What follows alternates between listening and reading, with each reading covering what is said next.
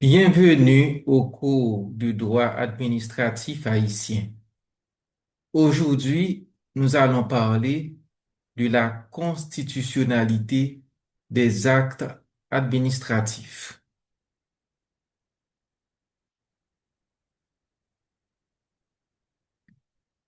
La constitutionnalité des actes administratifs.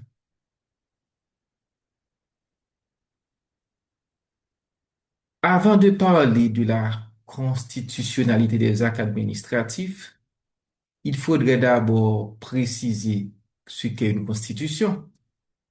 Une constitution, c'est d'abord et avant tout un projet de société, mais elle est aussi un acte juridique. Comme tout acte juridique, il y a une procédure d'élaboration d'une constitution. C'est ce que nous appelons la genèse de la constitution. L'âge du constitutionnalisme remonte à la fin du XVIIIe siècle. Les États-Unis d'Amérique ont ouvert la voie au constitutionnalisme par la proclamation de la Constitution fédérale de 1787. La France, à son tour, est rentrée dans l'ère du constitutionnalisme par la Constitution de 1791 et la Constitution autonomiste de Saint-Domingue, actuelle Haïti, de 1801. La Constitution de Toussaint Louverture, qui avait contribué à créer des tensions à l'époque avec Napoléon Bonaparte. Entre 1800 et 1815, le constitutionnalisme s'est étendu à toute l'Europe et au continent américain. Et le modèle constitutionnel s'est imposé en Afrique après la décolonisation au XXe siècle, au début du XXe siècle. On ne connaît pas un État qui n'a pas de constitution, sauf le Royaume-Uni de Grande-Bretagne et d'Irlande du Nord. C'est sans doute le seul pays qui fait exception au constitutionnalisme. Encore faut-il préciser ce qu'on entend par constitution. Comme on l'avait dit tantôt, la constitution, c'est d'abord un projet de société.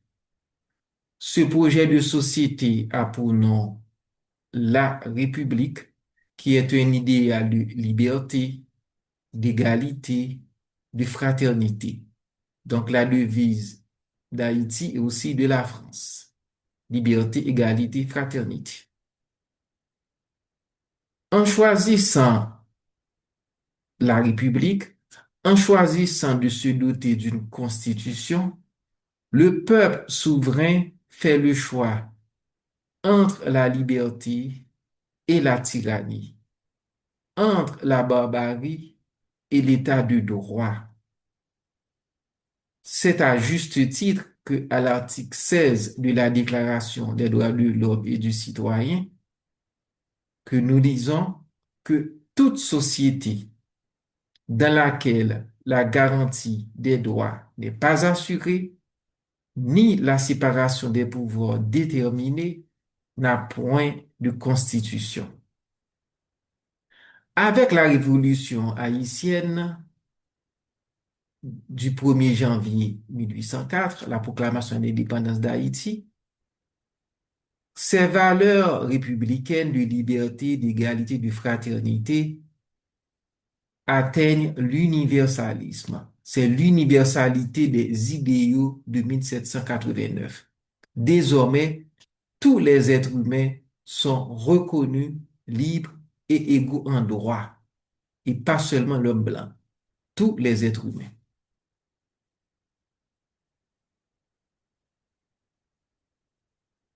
Donc, selon la Déclaration des droits de l'homme et du citoyen, la Constitution a donc deux fonctions.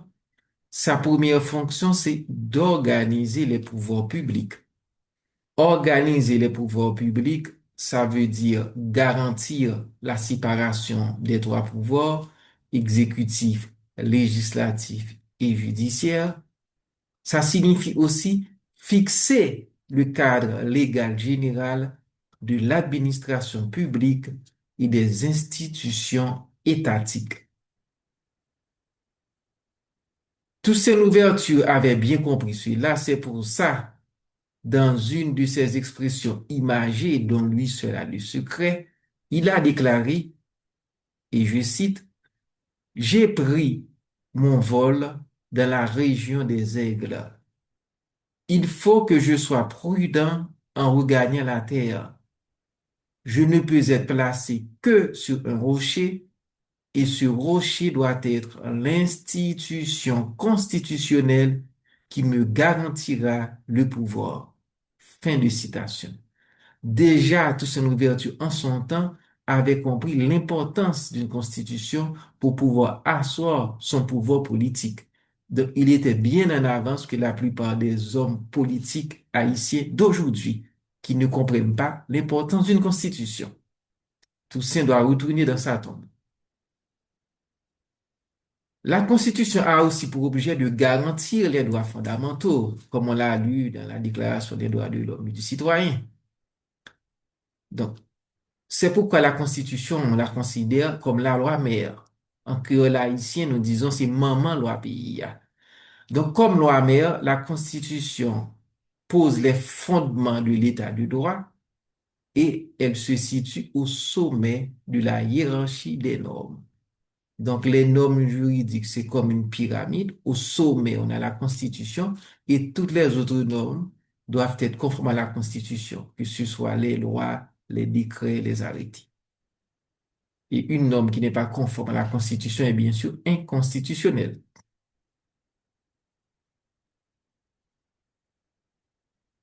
Une Constitution n'a pas toujours existé.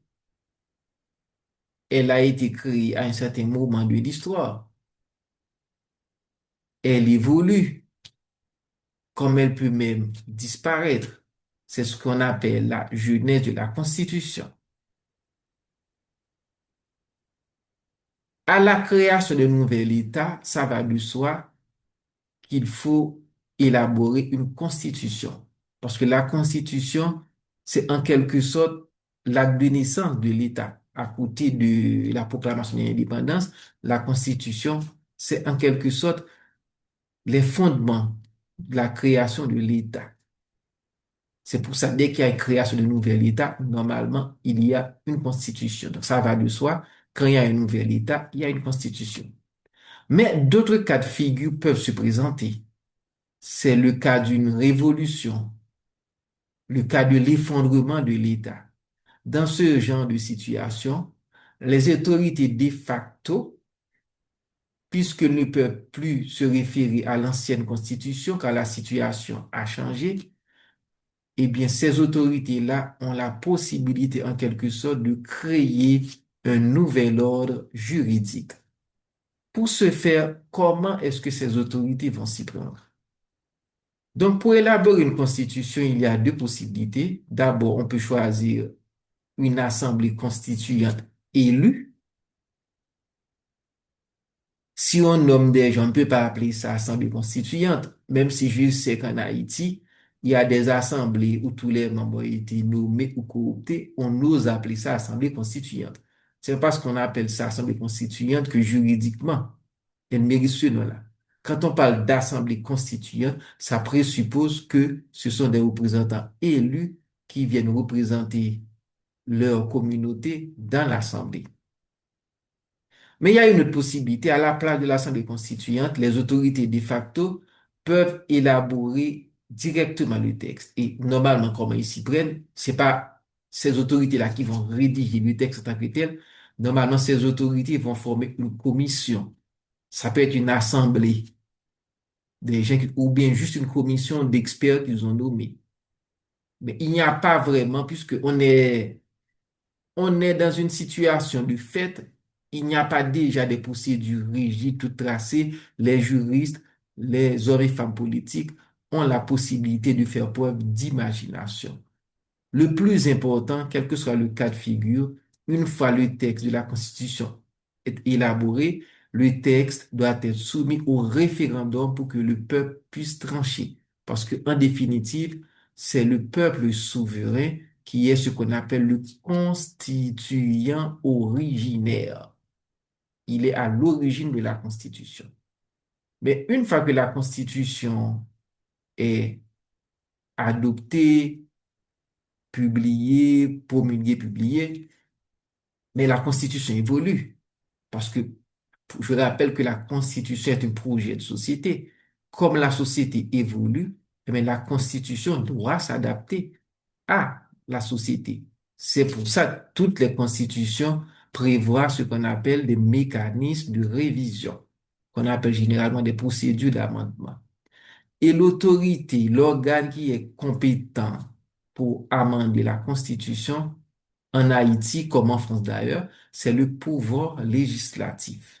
Et le pouvoir législatif, à ce moment-là, joue le rôle de constituant des dérivés. Donc, le peuple souverain qui se prononce au référendum, il est le constituant originaire et et le pouvoir législatif est le constituant dérivé. Et quand il décide d'amender la Constitution, il doit respecter la procédure prévue par la Constitution. Bon? Et bien sûr, l'exécutif peut prendre l'initiative de proposer des amendements. Ensuite, le Parlement, généralement, c'est l'exécutif, très souvent, qui prend l'initiative et le Parlement statue, le pouvoir législatif statue. Maintenant, on peut parler de la constitutionnalité des actes administratifs. Qu'est-ce qui se passe quand un acte administratif est contraire à la Constitution? Ce sont des choses qui arrivent. En principe, pas en principe, l'administration est tenue d'agir dans le respect de la Constitution, si on n'est pas dans un état de droit. C'est le principe de la légalité des actes administratifs. Donc, au nom de ce principe de la légalité des actes administratifs, l'administration est tenue d'agir dans le respect de la Constitution. Mais qu'est-ce qui se passe si un acte administratif est contraire à la Constitution, viole la Constitution? Eh bien, il y a un organe qui est chargé du contrôle de la constitutionnalité des actes administratifs. En Haïti, cet organe, c'est le Conseil constitutionnel. Cependant, il y a un grave dysfonctionnement. C'est un parmi les nombreux dysfonctionnements qu'il y a au niveau de l'État haïtien. C'est que le Conseil constitutionnel prévu par la Constitution haïtienne de 1987 amendée n'est toujours pas opérationnel, n'est toujours pas mis en place, ce qui constitue une menace pour l'État de droit. Et j'ai l'impression que cette situation ne dérange pas beaucoup les autorités politiques ainsi que les acteurs politiques qui veulent prendre et garder le pouvoir. Donc, ça veut dire, depuis l'amendement de la Constitution de 1987, l'administration haïtienne fonctionne en dehors de l'état de droit. Parce que l'organe qui est chargé de contrôler la constitutionnalité des actes administratifs prévu par la Constitution, donc créé, de fait, n'existe pas, ce qui est un grave dysfonctionnement. Nous espérons que les autorités qui auront le pouvoir dans des hypothétiques élections à venir qui se font attendre, que ces autorités-là prendront des mesures urgentes pour mettre en place une institution si importante qui représente une institution clé pour l'état de droit, pour le bon fonctionnement de la République. Et nous, comme citoyens, nous devons être vigilants parce que quand l'État fonctionne en dehors du droit, c'est tous les citoyens, c'est toutes les citoyennes qui sont menacées, c'est la République qui est déstabilisée avec les cohortes de peine et de catastrophes que tout cela peut provoquer. Donc, c'est pas quelque chose de cosmétique, une banalité. Quand il y a des institutions étatiques qui sont prévues par la Constitution, on ne les met pas en place, on fragilise l'État. Comme citoyen, conscients, éduqués, engagés, nous ne devons pas accepter ce genre de situation. Si la Constitution n'aime pas, alors on fait des amendements. On avait la possibilité pendant la transition de faire une nouvelle Constitution. Apparemment, on est en train de rater cette occasion. Eh bien, la Constitution qui est en place, il faut l'appliquer. Il ne faut pas chercher des prétextes.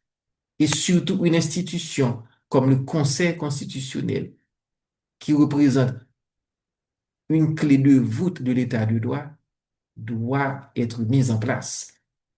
Maintenant, si vous voulez avoir le texte de la présentation, vous pouvez aller sur mon blog. Maintenant, je pense que vous connaissez maintenant le blog par cœur. C'est mondésir.hypothèse.org.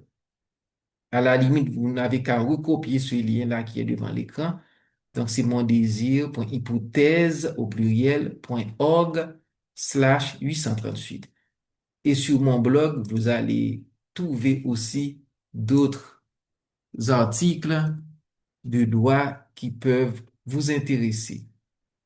Merci de votre attention. Donc, si vous avez aimé cette émission, n'hésitez pas à liker, à partager et surtout, pensez à vous abonner à la chaîne pour ne rien rater.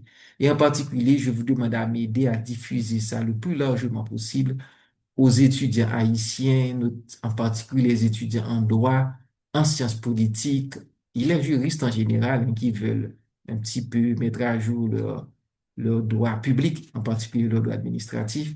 Donc, j'espère que ces émissions-là pourront contribuer à élargir la culture juridique de nos étudiants et aussi, pourquoi pas, c'est l'occasion aussi d'ouvrir le débat. Donc, s'il y a des gens qui veulent réagir sous le commentaire de la vidéo ou sur le commentaire des articles de mon blog, avec grand plaisir, je répondrai tant que cela se passe de manière académique. Ce que j'appelle de manière académique, ça veut dire et dans la contradiction, dans le respect, dans la bonne foi et bien sûr, voilà, dans le respect des règles de l'intégrité scientifique, de probité, d'honnêteté. Parce qu'on n'a pas de temps à perdre, parce qu'on a tellement de choses sérieuses à régler dans notre pays, on n'a pas de temps à perdre pour des sophismes et des discussions oiseuses. Mais les gens qui ont des questions sérieuses, qui ont des opinions, qui veulent échanger sérieusement, bref, qui veulent faire vraiment du droit, avec grand plaisir, on pourra échanger parce que nous aimons ça. Comme juristes, nous aimons la dialectique, l'âme de la dialectique. Bien, à bientôt et pour une prochaine émission.